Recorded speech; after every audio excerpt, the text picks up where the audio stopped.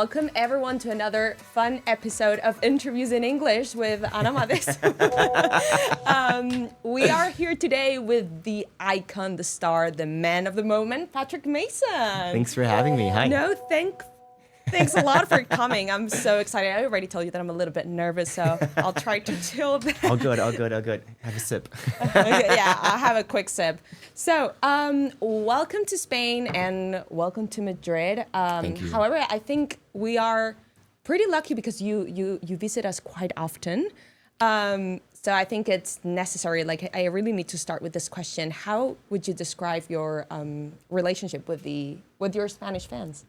I think it's an open love letter. I mean, I think Spain is my main demographic, and also one of the countries that I love to play in because not only the energy is always like peak and the people are very open-minded, and you have all different spans of age ranges between the young kids and like the mid-30s and higher up. But it's always fun, it's always genuine, and people come because they want to have fun, and people respect each other. True. It's fun because I can tell, just not by knowing you, but by seeing you play, by seeing your sets, that you have like a very special connection with not only Spain, but maybe with Latin countries, because even though you grew up in Germany, that's true, you are so passionate, which is something that resonates a lot with the Latin culture. Yeah. So, do you feel that there is like this connection? Like, how does this resonate with your personality? Like, I mean, I'm not just a German potato. Let's clear that up. I'm half German, half Afro-American. So my dad's from Washington D.C. So I was raised in a household where, I was raised bilingual. So my dad only spoke English with me. My mom only German, and basically, we have a really musical household, so there was music all around every day, 24/7. My parents and I and my sister are huge Michael Jackson, Janet Jackson, Prince fans. So that was like the main music that was like playing in our home. And I think I definitely got the moves from my dad. I think, of course, I'm black, so we do have something that is very rhythmical in our bones, in our blood. True. And I think since I can remember, I've been dancing, like from the stall into the kindergarten, into like preschool. I love to move. I love to have a stage presence and show that and work with my body as a medium as well. And it becomes a language, That I think that's why a lot of people connect with me on a very authentic and energetic level, because the energy that I'm giving out is inevitably the energy that I'm getting back. Exactly. It's not just like pouring out. Sometimes though, because I have to say, some crowds are the Walking Dead. Let's name it this, like due to substance abuse, due to maybe miseducation, and maybe just people don't want to move, but it's definitely not the case in Spain. Not the case in Spain. Not the case in Spain. All. And I really love what you said about like being black, that it's something that you have inside of you. Yeah. And I think it resonates and connects really well with Latin cultures, like especially Latin America, are also like very passionate. We want to move our ass. Exactly. So I get why you have this special connection, not only with Spain, but maybe like Spanish speaking crowds, which is something we really love and we really appreciate. And you played twice today crazy. I'll ask about that later. At Mondo Disko, both after afternoon and evening. The open air and then the after show of that. Exactly. So, however, it's not your first time playing here. So, how would you describe your relationship with Mondo? Mondo was the first club that booked me when I was no one. Really? They took a chance, and from the first time that I played there, it was basically a family story that has to be written. And every time I came back, which was at least twice a year, our relationship always grew.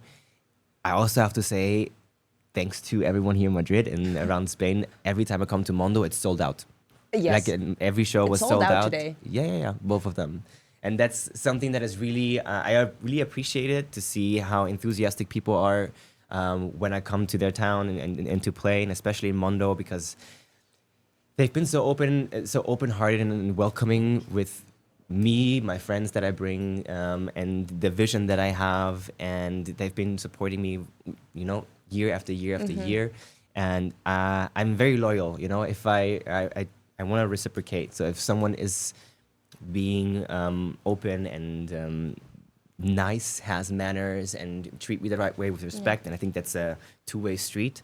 Then I'm loyal and dedicated to always come back, and it goes also the other way. If like promoters or venue owners treat me like crap or just like another artist on the lineup, then this is the last time I'm gonna play for them. Of course, it's not only a work relationship. At the end, you really need to. You become friends. You become friends, and it develops into something very special. And I think a lot of DJs who've been doing it for a lot of years, naming Richie Hot and blah blah blah, who've been on the road for so long, who have established relationships with promoters and club owners and festivals that they're reoccurring, and every year they come, it's a nice feeling because you meet people that you already know.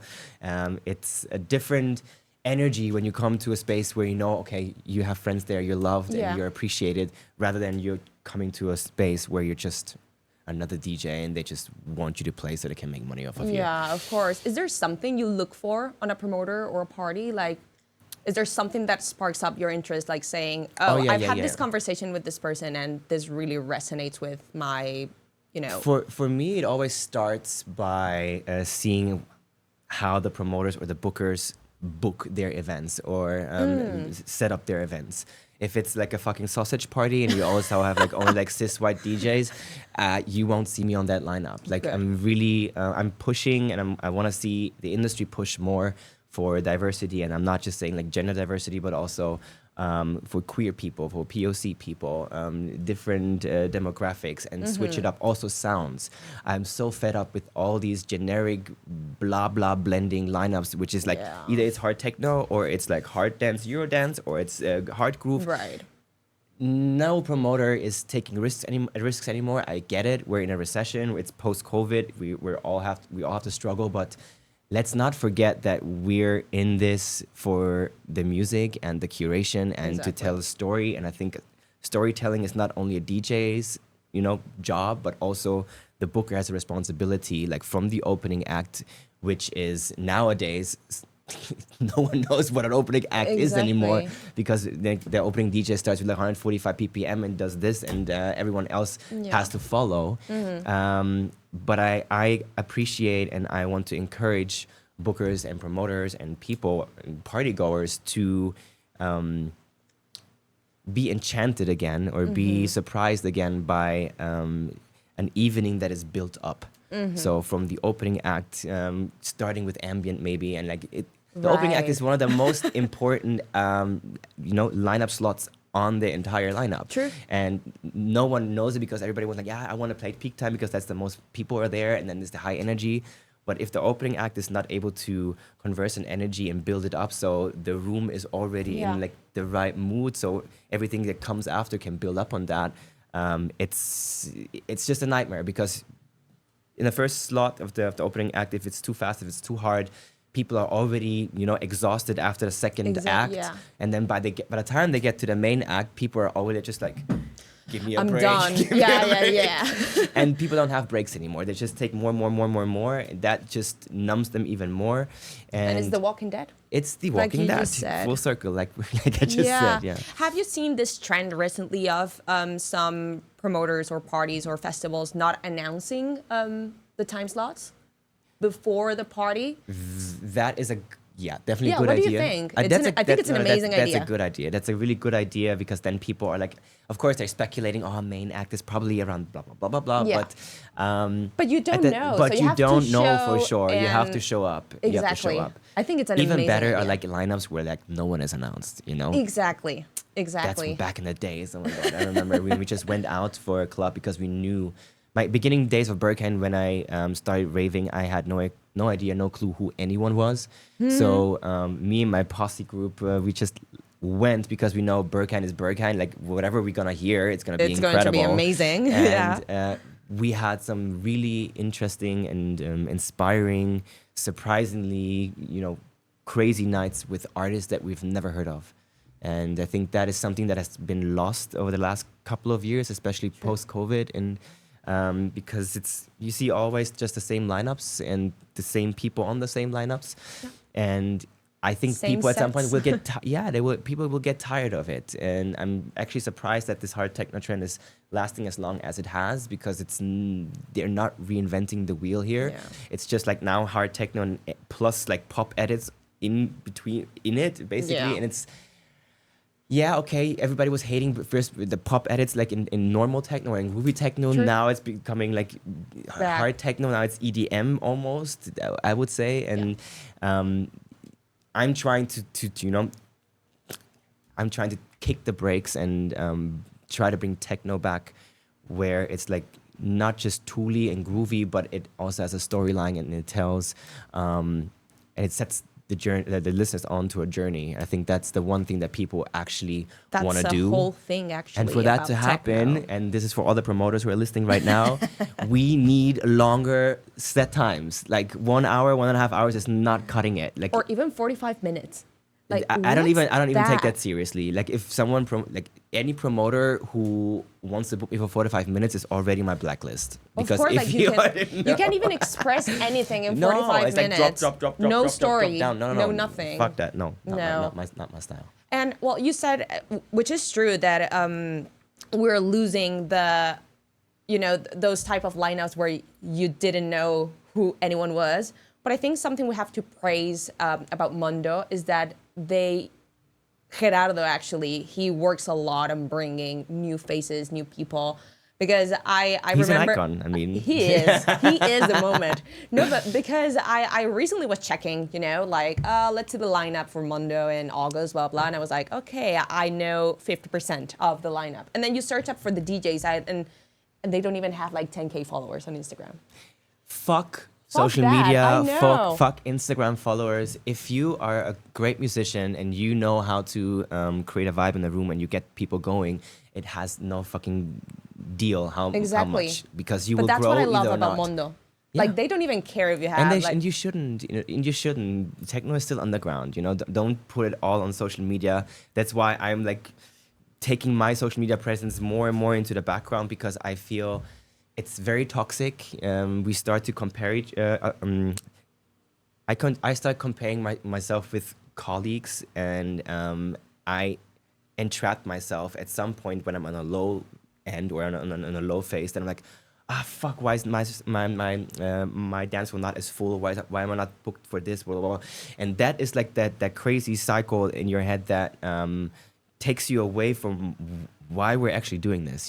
Techno What is really a community. matters, yeah. I don't want to be jealous of any of my colleagues. I want to root for them. Exactly. And social media puts you in a position that you're always like comparing, and this is very fucking toxic. So I'm trying to take it out of the equation and focus more on myself and how I want to build my own story and find my own path. And in the same way, we can raise up together, because there's space for all of us. We just have to, if DJs would spend more time on finding their own sound and curating their own sound, and therefore distinctly, separating themselves from other DJs who play similarly, we would have a wider range, which is not just beneficial for us DJs and for clubs, but also for the people. The public, exactly. Yeah.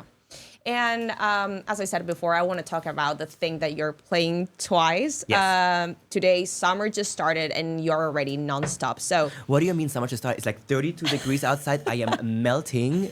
welcome to Madrid, what boy. The fuck? Welcome to Madrid. I know. And in winter, it's freezing. Like, no, I'm not even getting into it. But yeah, you know the drill. We're like that. We're like that in Spain.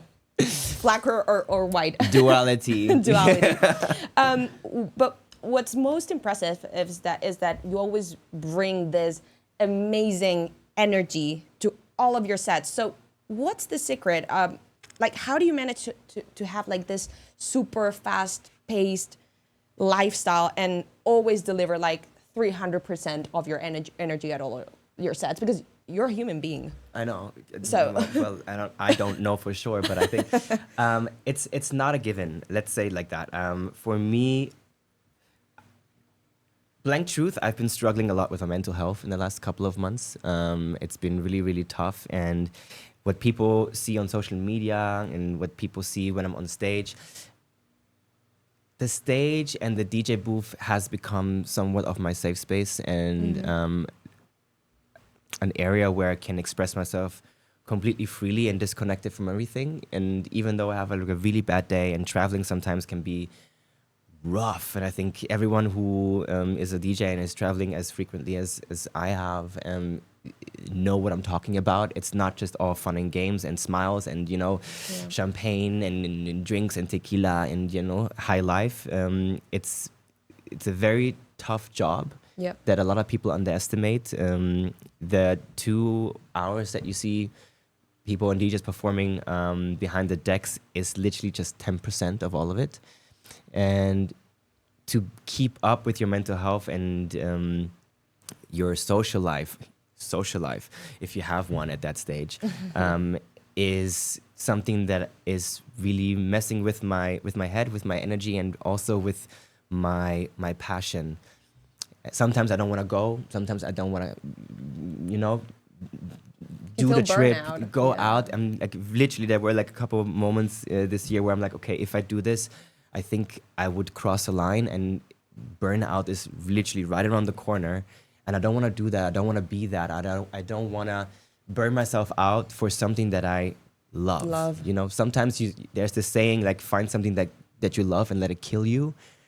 And that's where I am right now. I love this. I burn for it. And every time I'm on stage and the crowd reciprocates the energy that I'm putting out, because I'm giving them, like you said, every time I get on stage, they get 110%. Even though my cup might be like almost empty and I still pour it out.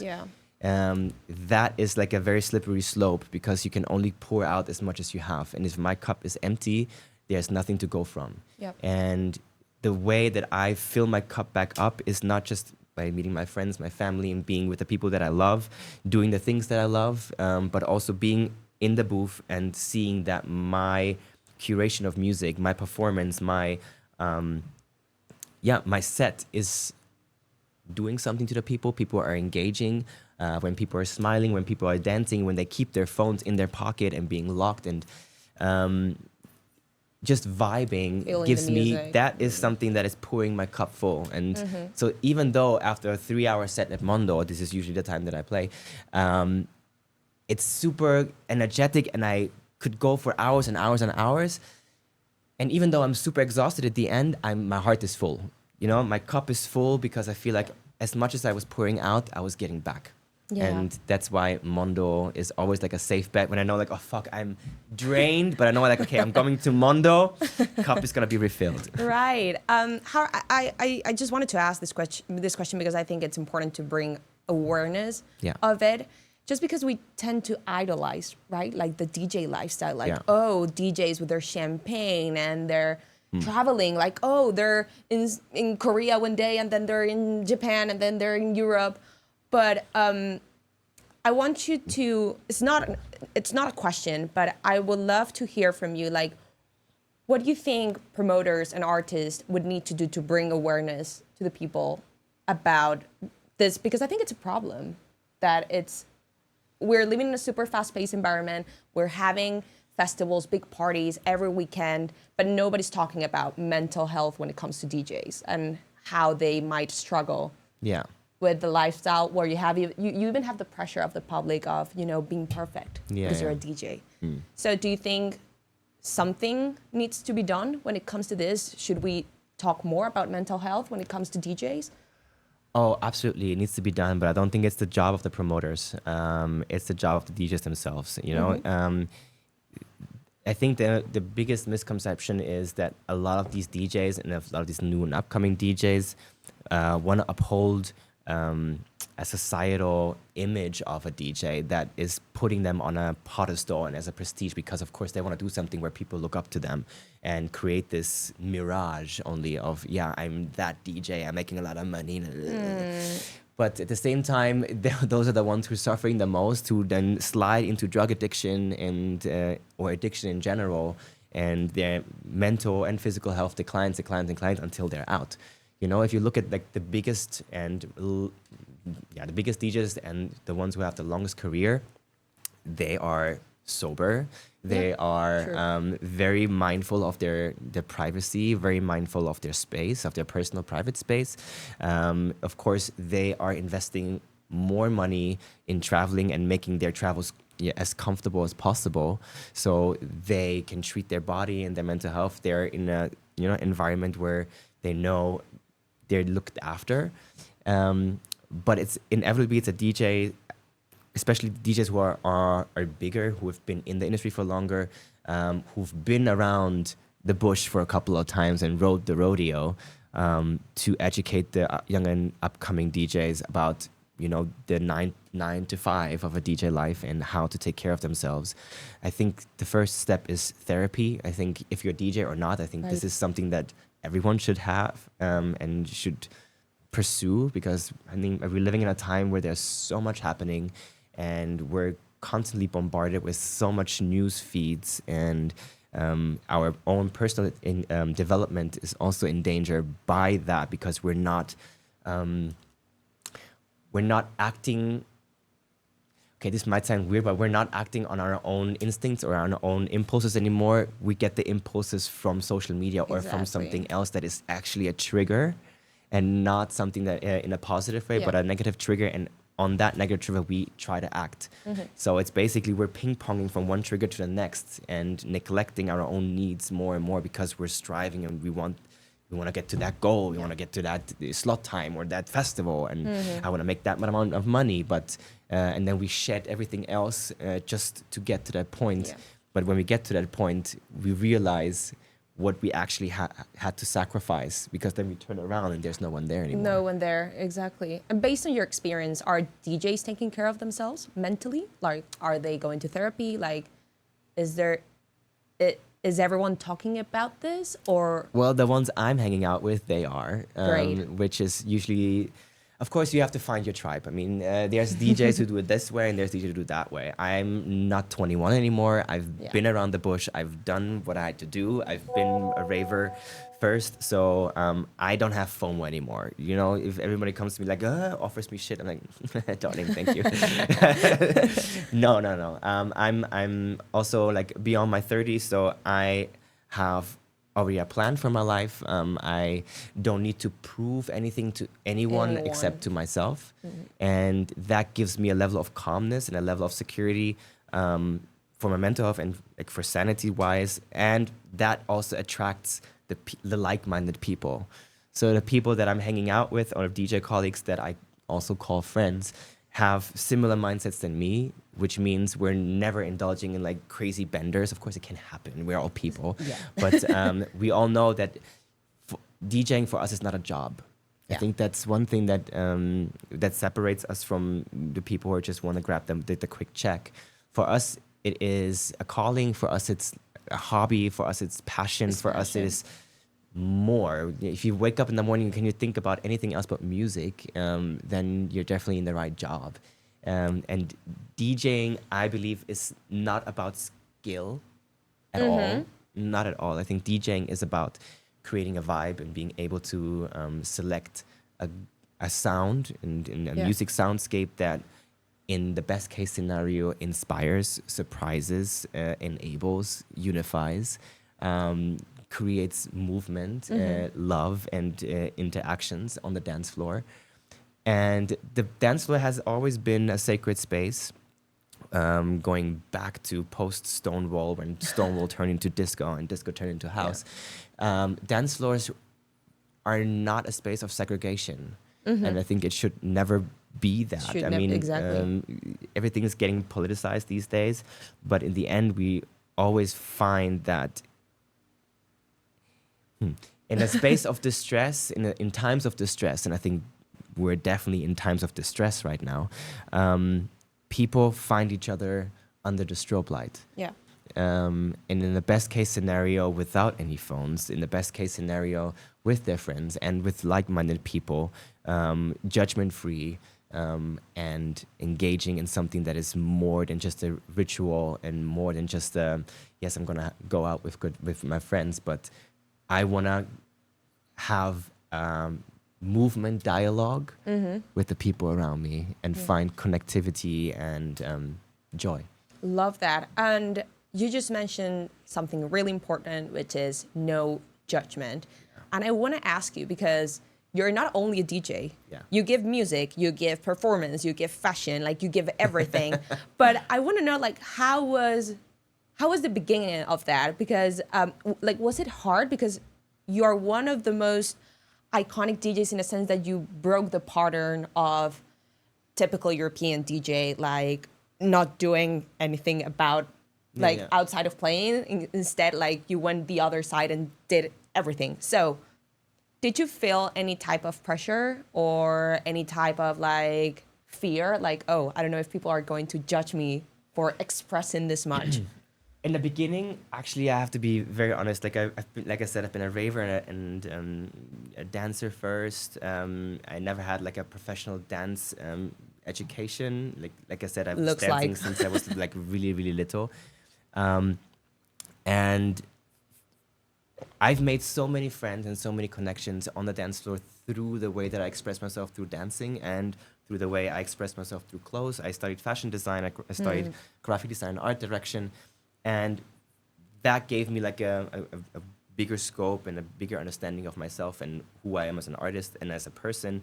I had, if you have had to go back 15 years and check out the stuff that I was wearing back then, I would like literally like try to find the erase button. But that is also part of the journey, you know? Yeah. It also has to start somewhere and it's constantly evolving. And right now I'm in this era and of course, everything has changed by then, but in the beginning, I had no fear because when I was coming up was in the pandemic. Like the Her stream in Berlin was the one thing that put me on the map, and I had no idea that it was frowned upon by a fucking, you know, gatekeeping cis white 50-year-old basement DJs in black t-shirts that you're not allowed to dance as a DJ. For me, it was like the 1 + 1 is 2. Like it's dance music. It's music. I have no disbelief that it is important that you know that your mix is tight. Yeah, that you concentrate. I would never do all these crazy stuff and flips and dances and whatever if my mix was off. I would, you know, dig a hole and like shake. But first thing first, the mix needs to be tight. Track selection needs to be tight. Like these are like the hierarchy, like track selection, mixing, making sure everything is tight, and then everything else can be adjusted. I don't need to stand there trying to fake touch any knobs. Like, bitch, like literally moving it for 1 millimeter won't do shit. So don't try to like, you know, impose anything on anyone else. Let everyone express themselves the way they want to express themselves. I think through my my movement and my energy that I brought behind the decks, it opened up a door for so many other artists that always had the fear of doing it or were prohibited doing it because they didn't know how to start doing it. And for that, I'm crazily grateful. I got so much shit in the beginning. Like it was the duality and the polarity that I had was crazy. Like there were so many people hating on me because I was dancing and because I gave the performance. Like, everything is pre-recorded. First, I was like mad about it. Then I was like, actually happy about it because if you really believe that my set was so tight, there's no way that I could dance and mix like this. I was like, okay, darling, next. But at the same time, it is important that I am not someone who's like pointing fingers like this is how you have to do it because there's no right way to do it. You do it the way that feels natural and authentic to yourself. And if you're able to create the vibe, perfect. If you're not creating a vibe, well, maybe keep DJing in your basement instead. Yeah. You know, DJing is not for everyone. You know, just because you know how to use a fucking CDJ, everyone can do that in 2 weeks, doesn't make you a DJ. Yeah. I think also all of the young DJs and young and upcoming DJs who have absolutely no rave or like clubbing experience, how in the hell are you able to, or are you expected to conduct a dance floor if you've never been part of it? And I'm not saying like, oh, I've been on a dance floor for 2 years going out. Bitch, no, that needs, you know, reoccurrence, education, coming back, seeing a lot of DJs, seeing a lot of DJs also fail, listening, you know, finding the nuances and finding your own sound. I think that's one thing that's a lot of DJs are completely like disconnected of, because TikTok is dictating, okay, this is trend, and everything is funneled into one alley, and 50 DJs are going down that one alley and drawing from the same pool. So with my eyes closed, going to some of these festivals, I could be the same DJ from start to finish. I don't see there's any difference in between with like, okay, cool, there's like some nuances, there's like something that is a USP, like a unique selling point for any DJ. I don't see that anymore. It's becoming very generic, and the ones that are trying to break out, they are the ones who do it. Brutalismus 3000 being one of them. You know, who completely like opened the box and like did something completely fresh. But also I think that has to do a lot with now having like this movement of literally techno police dictating what's right and what's wrong. You know what we're gonna do with police? I don't think I have to tell you. No.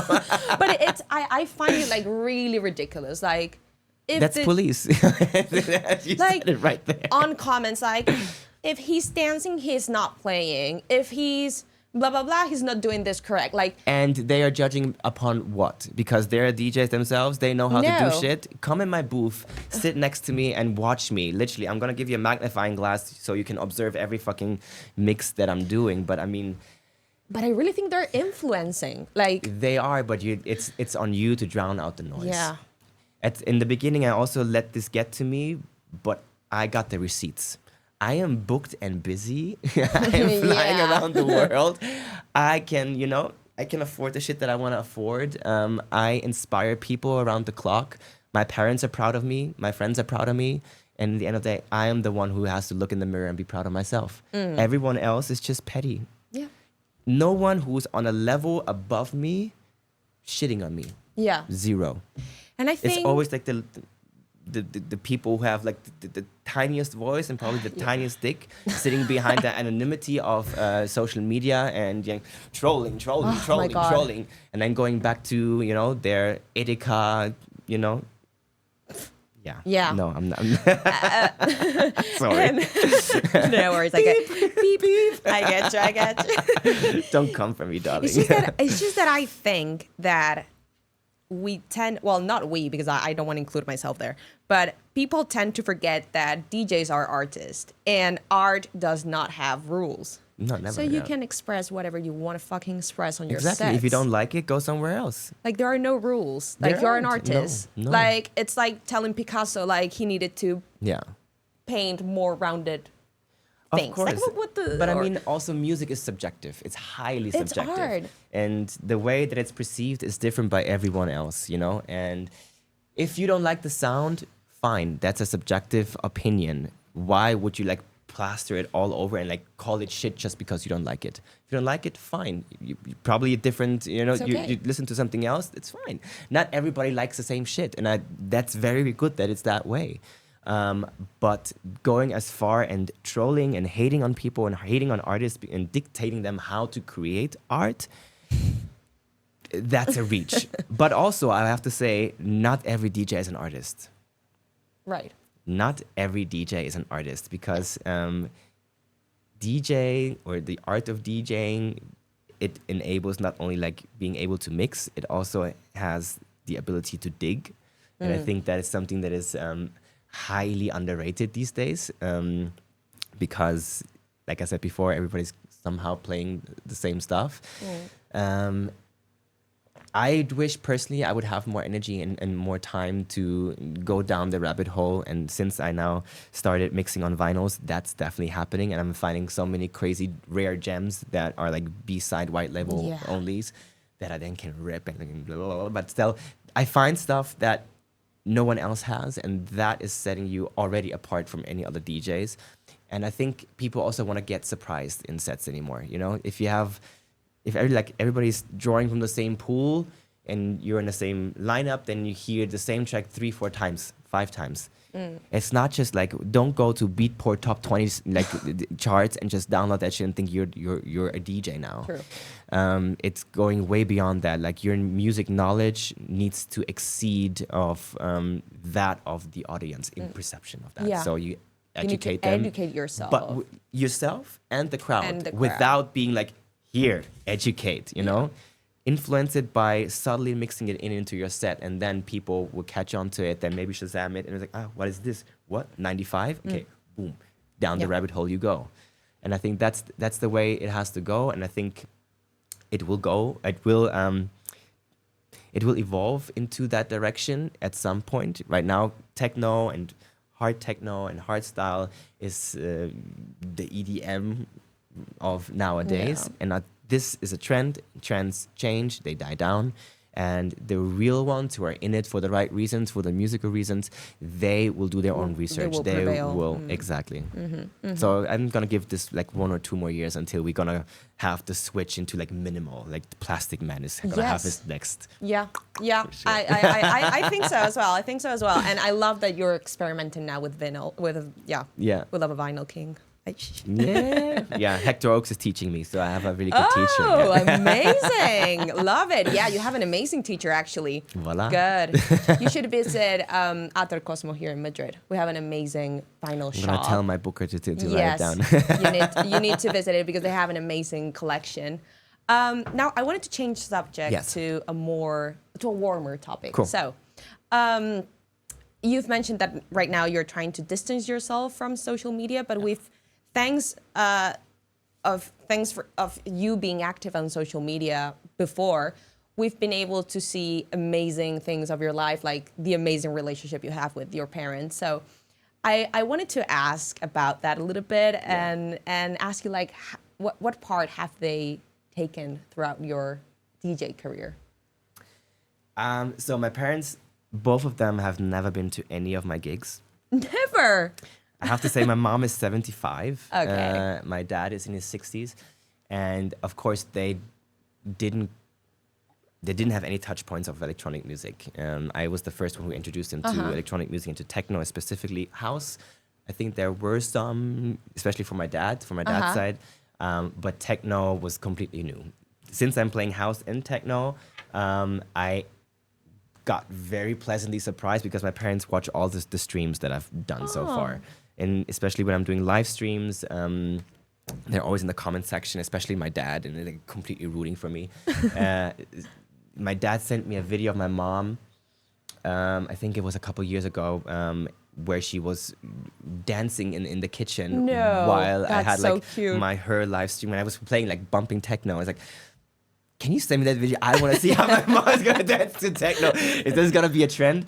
But my parents have been, like, throughout my entire life, like, very supportive of all of my endeavors. If it was fashion, if it was art direction, if it was going to Berlin or sending me to Berlin and dealing with my ups and downs that I had. Of course, parents always want the best for their son. As they know me, I was always like a kid that when I was younger, I was part in musicals with my dad. So I was already on stage. I did like little acting roles here and there, and I was in the school band and all that kind of stuff. So I was singing. So I was always like a stage kid. So my dad was always like, he needs to be on stage. And once I manifested that, and like now I'm on stage, and he sees the way that I'm performing and reminiscing like this little boy who was, copying Michael Jackson off the television to reenact all of his moves, is now on stage, like encapsulating like so many of thousands of people. So if everything goes well, and I hope it does, I'm playing Brunch Lisboa this year for the first time. And since I live in Lisbon, I don't have that many shows there because of exclusivity and blah, blah, blah. Yeah. But my point is, I'm going to fly my parents out. And this will be the first festival that I'm going to bring my parents to introduce you to moi live. Oh my God, I bet I'm going to get her like these big like baby headphones. I bet you're going to be so nervous. Yeah, I'm already nervous thinking about it. Oh my God, that's so special. That's so special. I love that you have like such an amazing relationship with your parents, and that they have been supportive throughout everything, because I think it's the most important thing, like having a supporting family, especially parents. You mentioned you had a sister as well, right? I have a half sister, yes. Yeah. Does she go to your gigs? Is she into techno or not? Like I said, or like you said, like family is important, but family can also be a disruptor, or like prohibiting you from moving forward. You know, I was lucky that my parents were quite supportive. Other people and other kids are not as fortunate. That's why I'm telling you, family is not everything. Friends, your chosen family, find the people, find your tribe. That is definitely something that is it's family next in the to end, family, actually, exactly. So my sister, not so much. long story Okay. short, not so much, no. We're rooting for your parents. We want to see all the videos of them in Lisbon. Oh my God. I would love yes. to see your mom dance. Oh God, yeah, me too. Okay, and thanks to social media as well, we've Yeah. been able to see your passion for fashion. Yes. You even studied fashion.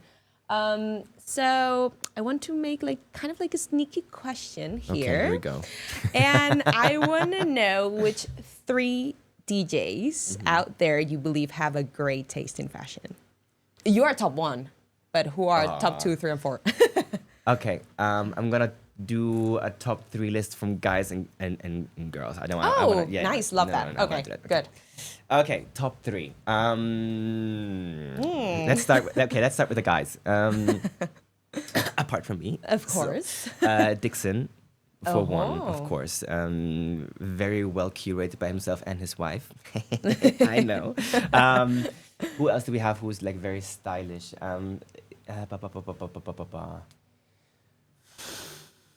It's difficult with It's men. difficult because men tend to Yeah, risk yeah, less yeah. with I know, fashion. I know. They just put a football t-shirt on and that's it. Ame. Ame, okay. Yeah. Also, every time I see him, very, very who else? point. Wait. There's one more. Let's go a little bit younger age range because we would have been up there. Yeah. Let me go through all the names in my head. Who? Let me circle back on that. Women. Okay. But we have SPF DJ. Dixon and Ame. Oh, SPF DJ, love her. SPF DJ, incredible sense of fashion. Bia, incredible sense of fashion. Also, this girl is Diva. just way too beautiful to be actually alive. She's such a queen. But she's also very nice, which I really appreciate. Love that. If I met you're her in not Tokyo last week. Fun. Yeah. Yeah, she's in South America, Asia tour right now. Yeah. So Okay, we good. met in Tokyo. I did a quick interview. We went Yeah? for lunch. Awesome. And it was raining, pouring. Yeah. But she was so on point. I Yeah. looked like a wet dog. And she was it's makeup on point, everything sometimes on point. are you running around with your beauty dish light, And the third one is Aneta. Aneta, okay, Yes. okay. So when it comes to fashion, I want to share my personal opinion here. And I love Daria Kolsova. I love her fashion. Oh, Daria, of course. Yes. I love her as well. God, hopefully she's not gonna hate me for this. No, I leave it at that. She's Okay. also one of that pool of the. She's I mean, amazing. Women usually tend to dress better Yeah. than men because it's easier for women. First of all, because brands cater to women's fashion more than to men's fashion. Let's be real. Mm-hmm. And men, if you're not gay and don't have a very expanded mindset, they tend to play it safe. Yeah. If you're Yeah, too crazy, it's- you don't get laid. It's easier for us. It's easier for us to risk. And also there is a lot of judgment and misconception if you're not queer and yeah. you risk. It's oh, he's gay. Yeah. Said, it's like this fragile masculinity Exactly. bullshit. But I think, I know, little Winnie. But we should promote that between DJs because it's, again, art. You should be feeling as free to dress as Of course, but if they don't get it by now, they never will. So leave them there, more space for us. Yeah, leave the football t-shirt guys there. Yeah, leave the boring guys behind. It's fine. Okay, love that. And I want to know more about your thoughts on DJs out there. So I would like to ask you about DJs that right now have recently surprised you. Oh, I just found out about this person. Positively or? Positively, yeah. Okay. There are DJs that not just recently surprised me, but for example, Jael. Oh, yes. Oh, yes. Yes. Exactly. I know. He brings incredible vibes. He's not just a DJ. He's an incredible producer, and not a lot of people know this, I think, but he's also an incredible singer. Oh, His wow. voice, the fuck. I didn't know. Yeah. Full on heartthrob. So he's definitely one of the artists that I would put my dollar behind. Mm-hmm. not just for general vibes that he creates, but also in authenticity and the style that he drives, and just overall package. It just has, it's a deal. Okay, so Gile, Yeah, Patrick Gile. Mason approves. Voila, very much. Then we have Jasmine Regisford. Don't know her. Very, very fresh, up and coming. I think she's based in Brussels, but don't quote me on that. Also, young and upcoming, very cool baile funk beat that, and she moves her ass as well. We love that. She's also brown, so I mean, like, we have that in us. So, and also, I mean, I have a list actually on my phone where when I come across DJs that spark something. You wrote that down? I think it's, don't quote me on it, but I think it's Colos. Give me my phone. Can you give me my phone really quickly? I want to check that. Tom, we need the phone. Tom, we need the phone. He's playing disco and house, but vinyl only. Voila, this is my phone. Broken, fired.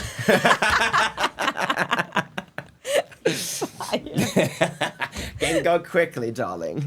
Okay, wait. I have the list right here. I can give you more detail on that. So, here, DJ Dream lineups. Going into house. I love that you have a list. Of course. I'm Capricorn. Oh my God, that says a lot. Minimum ACD, you know. Kirolos, sorry. Kirolos, exactly. Susie Isho, I love, you know, always great vibes. Jada G has always been incredible to me. Love Foxy, also fun. When it comes to techno, Yanamaste. Oh my God, I love him. I love him. Yeah. He makes the best sets. You know, he has this set in Glitch Festival. I think I've listened to that set like a bazillion times. It's like, I'm bored. Yeah. Let's put Yanamaste. Yeah, Every Yanamaste. time I'm doing like pre-drinks, it's like, let's put Yanamaste Glitch Festival. Perfect. He's amazing. And now he lives in Spain, so he visits us a lot. Awesome. So we're so lucky. Really good techno, really good curation, production on point, and he's a really cool and sweet guy. He is. He's kind of like the opposite of you because he's such an introvert. Yeah, that doesn't mean that he's not able to create the vibe. I mean, he definitely has the receipts, you know? Exactly. So that's for you out there, this is the perfect example. You don't have to overperform or be like super theatrical. Everybody has their own thing to play on.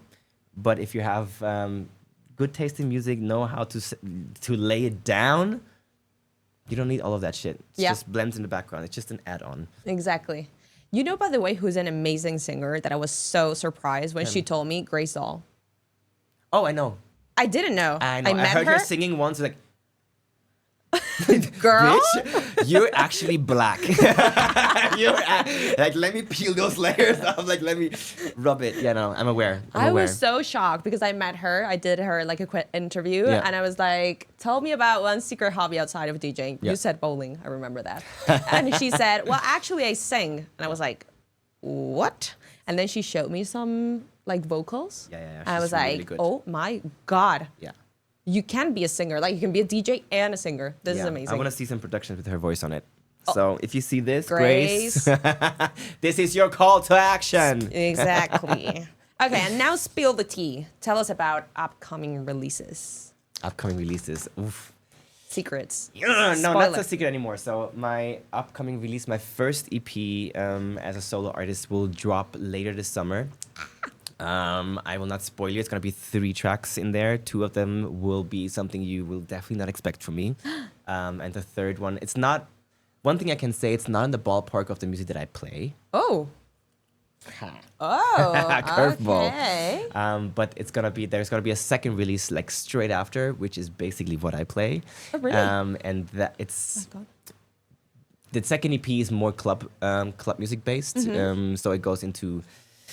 deep dubby tribal, like with my own vocals, very rhythmical and almost hypnotizing. And the second one is like peak energy, like hard house-ish, 90s inspired with a very quite famous vocal, I have to say. But that will be an unreleased edit that I won't probably gonna shove on SoundCloud at some point when people are Love it. That's deserving hot. of it. Okay, so excited. And Yeah. before we finish this interview, I want to ask you about your personal brand. Yeah. Your own party that you just released is called Masonics. Masonics. How did you come up with this concept?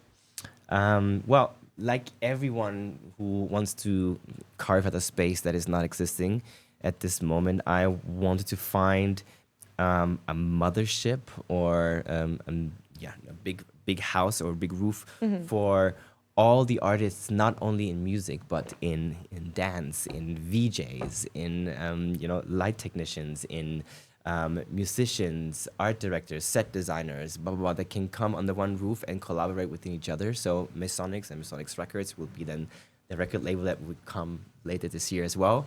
I want to form an agency that enables and creates a community of like-minded people to combine forces in all terms. Communication. And communication for me is music, it's dance, it's visual, it's movie, it's everything. And if you have a pool of like-minded people who want to create, who want to collaborate, and I think this is one thing that in this industry that has not been done enough. Like, I mean, everybody collaborates musically, but at the same time, kind of sounds the same. Like, no one really like dabbles outside of their comfort zone.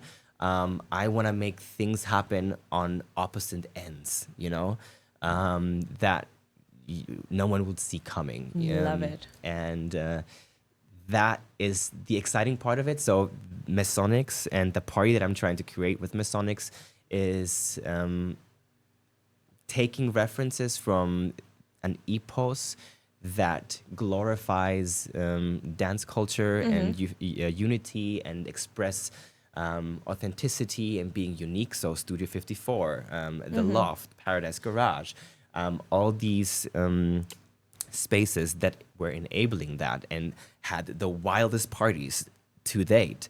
Yeah. I want to bring that back. I want to bring back that people actually dress up again to go out and then sweat it off. Yes. I want people to feel free, judgment-free. So when they dance like an octopus that is on steroids, let them dance like an octopus on steroids. Everybody has their own way of movement and how they express their own storyline, basically, through the music.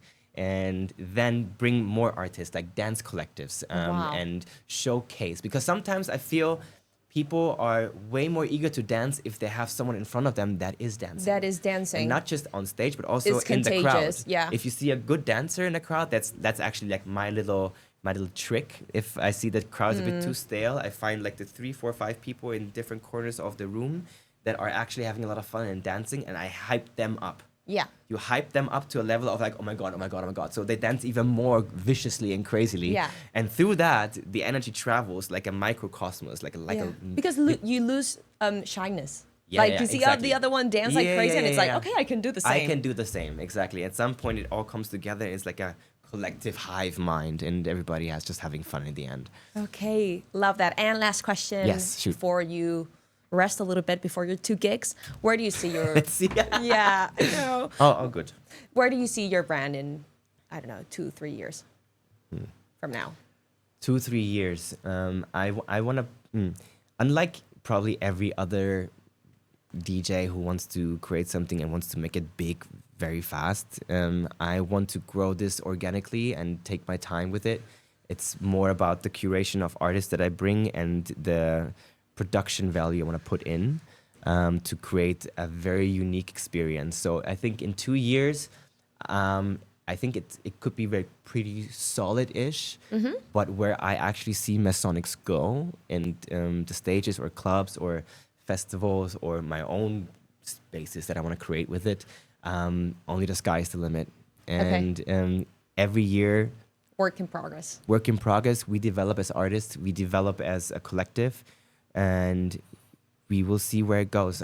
I'm keeping my mind open, and strike me. Like when curiosity is not killing the cat, but is inspiring you to think outside the box and reach out to people you would usually not reach out to because it's, like I said, two different ends of the the sausage, Yeah.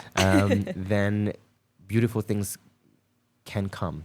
Just keep an open mind. Okay, rooting for you. This is so excited. Thank you. have a tons of things going on in a very short period of time. So this is so exciting. Thank you. Again, thank you very much for this talk. I think Thank you.